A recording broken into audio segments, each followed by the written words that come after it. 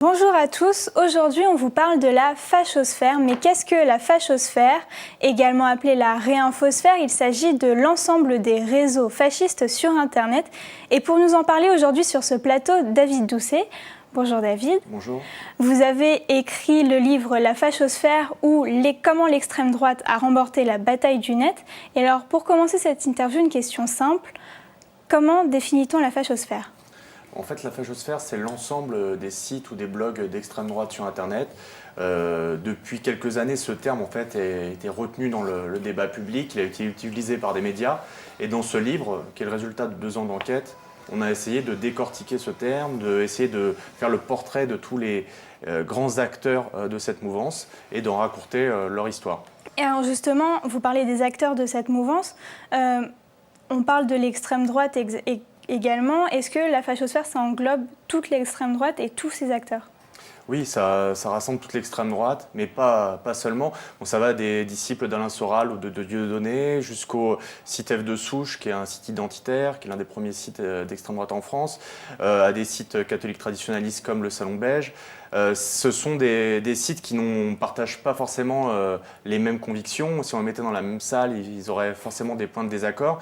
Mais en fait, on les a regroupés dans la même famille, entre guillemets, parce qu'ils ont un peu la même vision du monde malgré tout. Ils essayent de faire de la propagande sur Internet. Ils utilisent ce levier pour s'adresser à leurs lecteurs et contourner les médias traditionnels. Et puis, ils ont la même opposition aux médias et ils estiment voilà, qu'il y a certaines vérités qui seraient tues dans les médias classiques. Et eux, ils essayent voilà, de la propager sur le web. Et alors justement, en parlant du web, ils sont principalement présents à cet endroit parce qu'ils sont exclus des médias traditionnels ?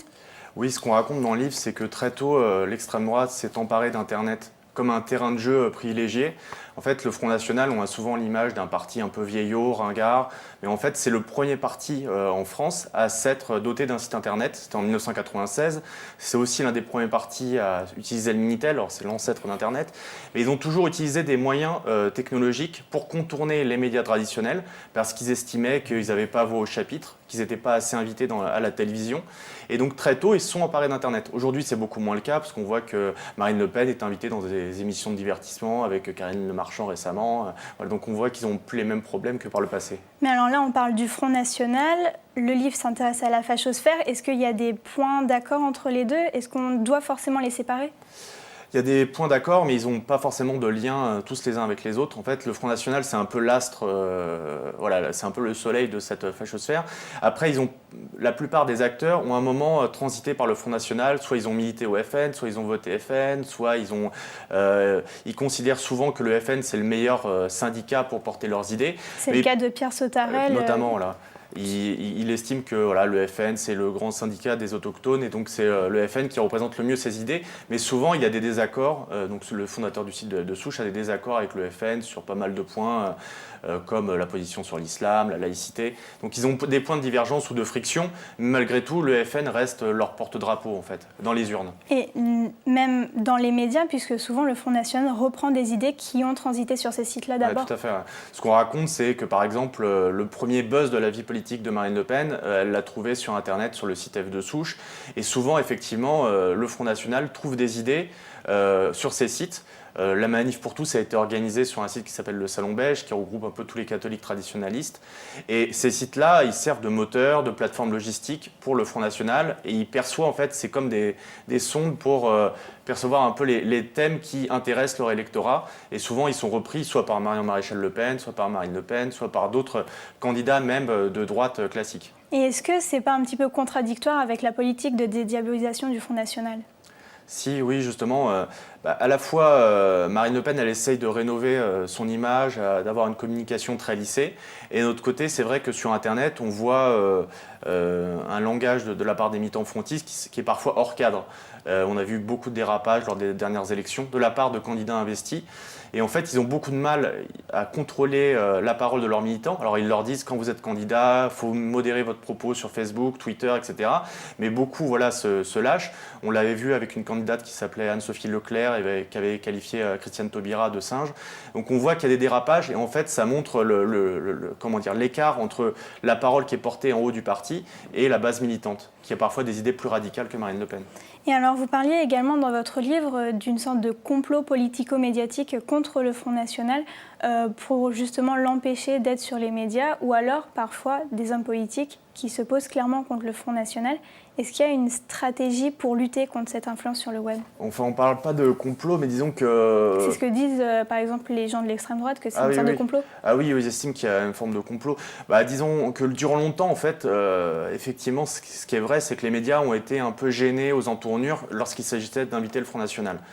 Et lorsqu'ils invitaient le Front National, ils avaient un traitement très moral, en les prenant un peu à la gorge, comme Jean-Marie Le Pen, avec des qualificatifs parfois très péjoratifs.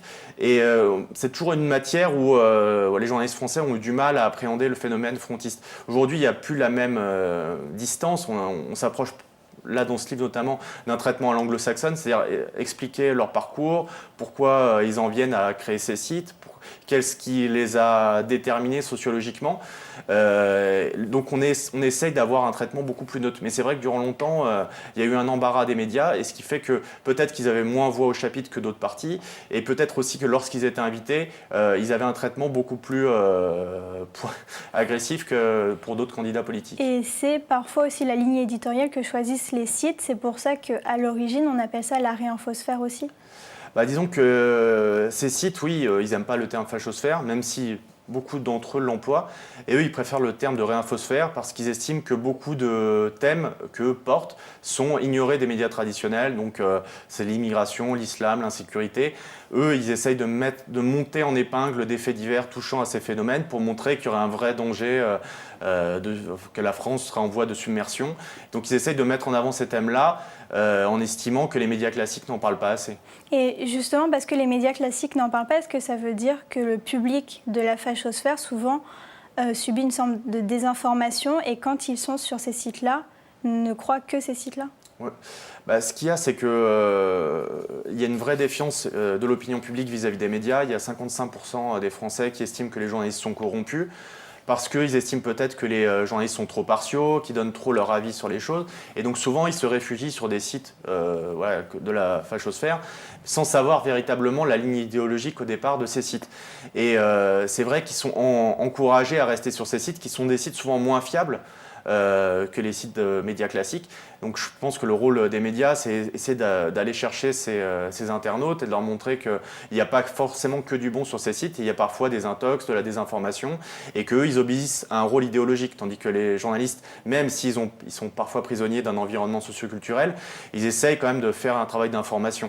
C'est la différence entre l'idéologie et l'information. C'est une stratégie, vous, que vous prenez vraiment de refaire de l'information via les journalistes, ou est-ce que vous trouvez aussi que si on tape toujours sur le Front National, au final, ça renforce leur image de parti un petit peu mise à l'écart? Oui, eux, ils tirent parti de cette victimisation. Et aujourd'hui, à l'heure d'Internet, le moindre traitement partial, différencié, il est épinglé, il est relayé par ses militants qui en tirent parti pour dire, vous voyez, les médias se comportent différemment avec le Front National. Donc nous, ce qu'on essaye de faire, notamment dans ce livre, c'est d'avoir un traitement très neutre, essayer d'aller à leur rencontre, leur donner la parole, mais bien sûr recouper les informations, montrer aussi les limites de leur discours, mais essayer d'avoir un traitement journalistique assez neutre à l'anglo-saxonne pour justement ne pas être coupable, à leurs yeux, de mensonges ou de... Et pourtant, sur ce livre-là que vous dites assez impartial et le plus neutre possible, les membres de la fachosphère que vous avez interviewés ont critiqué le livre aussi. Il y a eu une ou deux critiques, mais les principaux acteurs ont, par exemple, Pierre Sautarel de F de Souche a dit que le livre est objectif. Jean-Yves Le Gallou, qui est un des théoriciens dont on raconte, qui a fait de la critique des médias un peu son fonds de commerce sur Internet, il a dit aussi que le livre était objectif.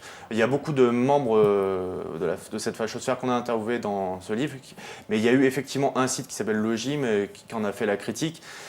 Notamment parce qu'on montre un peu les limites, parce que c'est un site qui se veut un site de critique des médias, mais qui est très partial. Et on a montré les limites de ce discours, et notamment ils nous ont épinglé à la sortie du livre. Bon, c'est de bon augure, c'est le jeu, quoi. Mais globalement, le livre n'a pas été mal reçu par les personnes qu'on a interviewées. Et vous pensez que c'est un livre qui peut permettre aux gens de mieux comprendre ce que sont les réseaux de la fachosphère et mieux appréhender leur influence?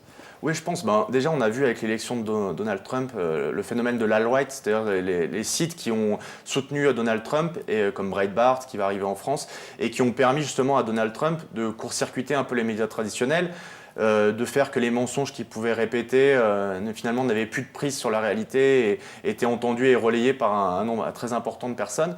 Et ce phénomène-là, risque de le connaître aussi en 2017, et la fachosphère risque de faire campagne pour Marine Le Pen. Et c'est important aujourd'hui, à l'aune d'une présidentielle qui sera cruciale, de comprendre quels sont ces réseaux et quels sont ces sites qui aujourd'hui ont un poids considérable, ont un poids quasiment plus important, parfois aussi important que des médias classiques. Mais vous dites aussi que le FN, ce ne sont pas que des fachos, et les fachos, ce ne sont pas forcément des votants FN. Non, bien sûr. Y a pas, le terme fachosphère, c'est un terme qui est péjoratif, mais on peut, nous, on essaie de décortiquer ce terme-là. Nous, on n'aurait pas forcément employé, mais c'est l'usage qui a fait qu'il a été retenu, en fait, par les médias, etc. Mais on ne fait pas du tout de raccourci entre facho et... il y a des gens au FN qui votent pour des raisons de xénophobie, mais il y en a d'autres qui votent parce qu'ils estiment que le FN répond à un programme souverainiste intégral. Ils estiment que le FN est le meilleur programme pour répondre à la crise des frontières que l'on connaît aujourd'hui en France. Il y en a qui le font pour des raisons totalement... qui adhèrent à un programme qui n'est pas forcément un programme d'extrême droite. Il y a des points encore d'extrême droite dans le programme du Front National, la priorité nationale, le référendum sur la peine de mort, mais tous ne le font pas ce ne sont pas tous des fachos folkloriques. Il faut bien dissocier... D'accord. Et alors vous estimez que le Front National, comme la fachosphère, permet aussi de regrouper tous ces petits mouvements de l'extrême droite ? Disons que cette fachosphère, elle a la même opposition à la modernité libérale, elle a une vision du monde, on va dire, organiciste. C'est-à-dire, pour reprendre une expression d'un historien, c'est-à-dire qu'il considère que la France, c'est comme un organisme vivant qui serait menacé par des éléments pathogènes. Et eux, ils voudraient défendre cet organisme vivant, réétablir la France dans une sorte de... Ils ont une vision de la France comme une cité idéale, et ils ont beaucoup de mal avec la modernité, avec le progrès.